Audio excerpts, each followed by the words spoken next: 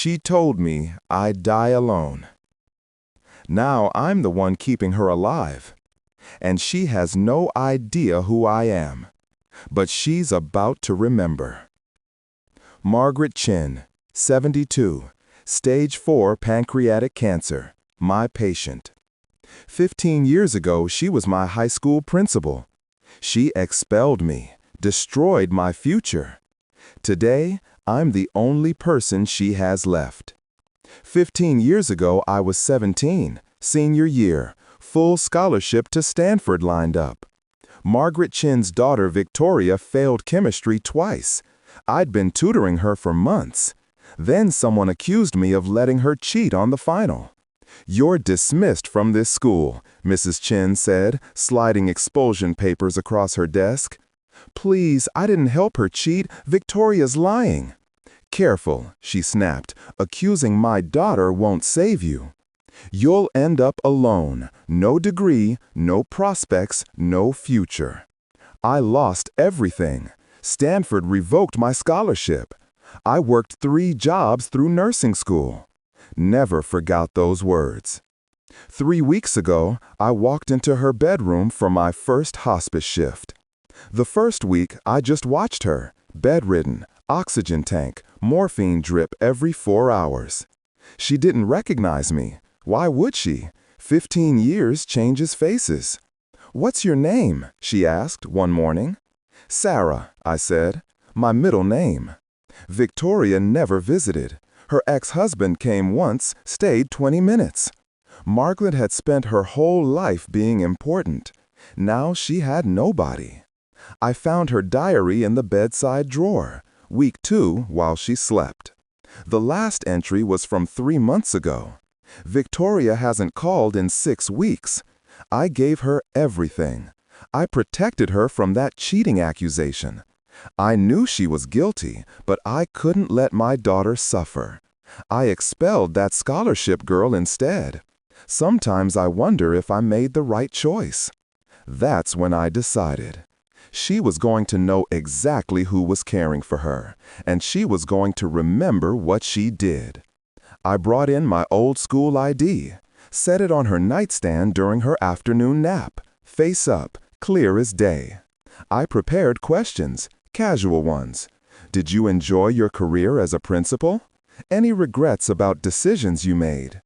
I waited for the right moment, when she was alert, when the morphine hadn't fogged her mind yet. "Margaret," I said one morning, "do you believe in second chances?" "For who?" she whispered. "For people you've wronged." She stared at the ceiling, said nothing. Day 17. She picked up the school ID. "This is you," she said, studying my 17-year-old face. I nodded. "You're the girl I expelled." Her hand started shaking. The ID fell onto the blanket. "Victoria cheated," she whispered. "I knew. I read her practice tests. She'd memorized wrong formulas. You tried to correct her, but she copied your work instead. I protected my daughter. I sacrificed you. And now you're here, taking care of me." Her eyes filled with tears. "Why?" she asked. "Why would you help me?" I sat down beside her bed, looked her straight in the eyes. "Because you were wrong," I said. "You told me I'd die alone. No future, no prospects. I graduated top of my nursing class. I've saved 43 lives in hospice care. I have a husband, 2 daughters, a home. You said I'd end up with nothing, but look at us now. You're the one dying alone, Margaret. Victoria hasn't visited once. Your ex-husband can't stand to be here longer than 20 minutes. You have no one. Except me." She started sobbing, full, broken sobs. "I'm so sorry," she choked out.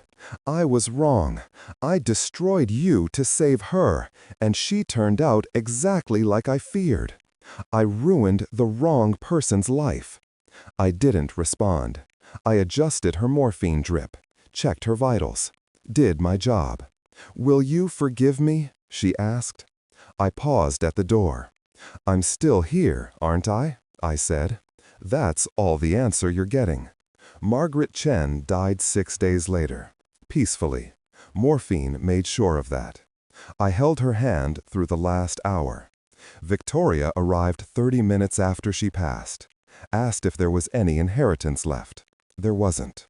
I attended the funeral. 7 people total. The pastor didn't know her well enough to say anything personal. 3 weeks later, I received a letter from Margaret's estate lawyer. She'd rewritten her will 4 days before she died. She left me $12,000.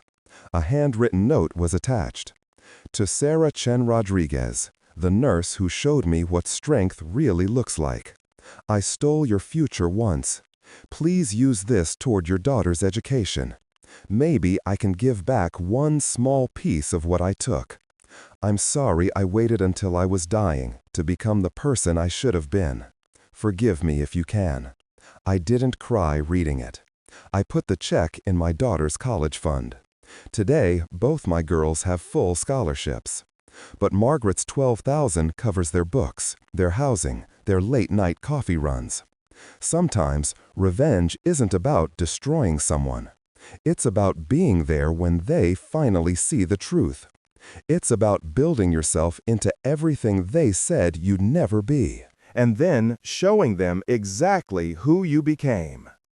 That's how you win.